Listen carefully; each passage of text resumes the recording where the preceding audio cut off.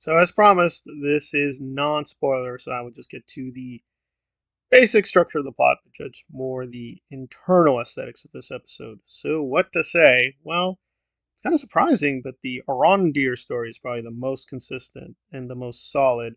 So, that's probably the most interesting, and it does seem to be setting up the titular antagonist, who is Adar, or Father and Quenya. I guess they're going with the theory that the elves are basically corrupted by Morgoth, and that's how we got orcs. I don't think that's true, but I'm not going to dispute that at this point. That'll be for another discussion at another time.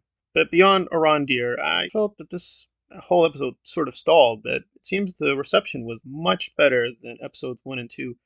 I guess I would have preferred Numenor just being introduced much earlier, so these things would have had stronger impact. But in terms of what is being performed, I thought it was fairly solid. I think the only big question mark is going to be Tarmiriel and her relationship with Farazan, which is very graphic in the books. There's no nice way of putting it. Basically, Farazan rapes her and takes control, and that leads to the decline and downfall of Numenor.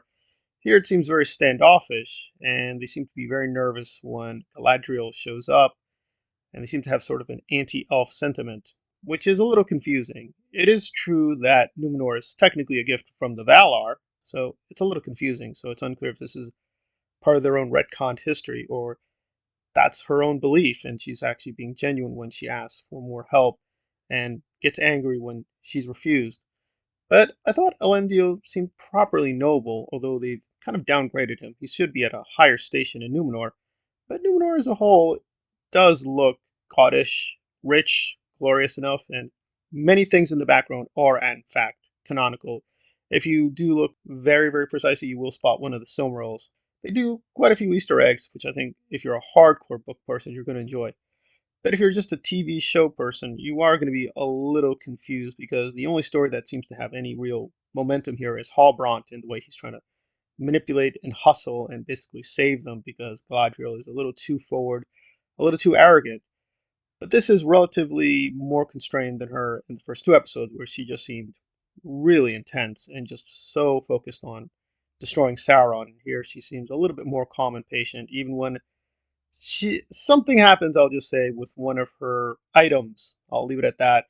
And she reacts much more calm and smoothly than I would have expected. She's still, I don't want to say the B word, but she seems very full of herself, which to some extent is good. I just hope they make this more explicit that she didn't come to Middle Earth totally altruistic, in at least one part of the canon.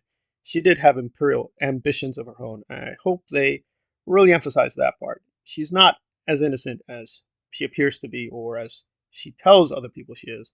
So I do think it was more balanced, but I found this kind of more boring than episodes 1 and 2. The Arondir part was the strongest part. Halbrand second in place, although I did think the fight sequences were fine, but they did seem to be imitating too much of Game of Thrones. A little bit of Jason Bourne, and it just wasn't well done. I realize that's kind of a nitpick that fight sequences have to be done in a way to make people safe, but I thought they could have done it just a little bit better, in my humble opinion. And then we spend a lot of time with the hobbits, and I think I'm getting close that this is a canonical violation. The hobbits should not be this central. I guess the trick here is they're not central to the main story, they're central to their story.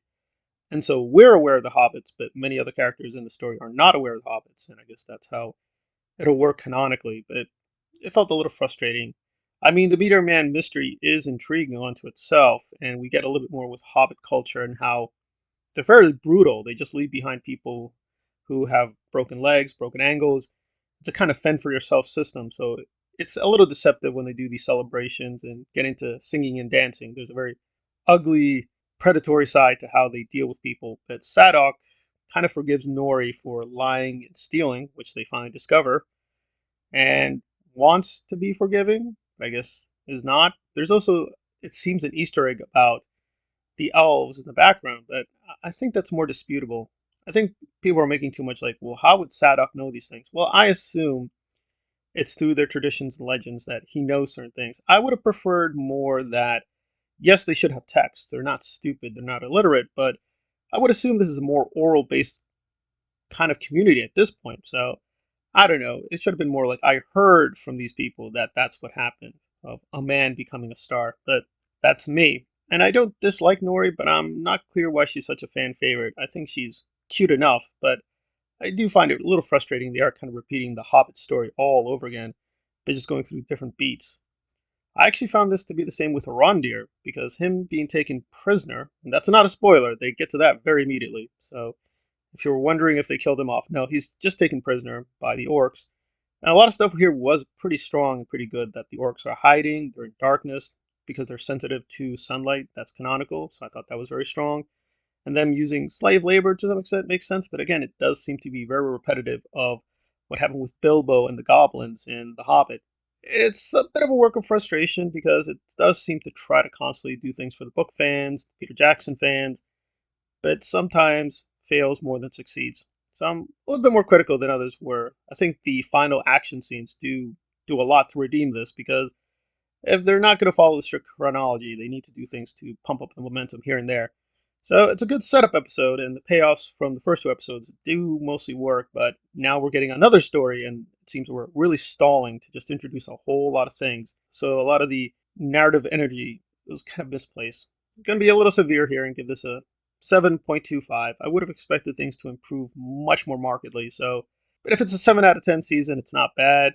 Obviously, they're setting up huge amount of things, and there's a lot of clues, but I feel it could have been structured a lot better.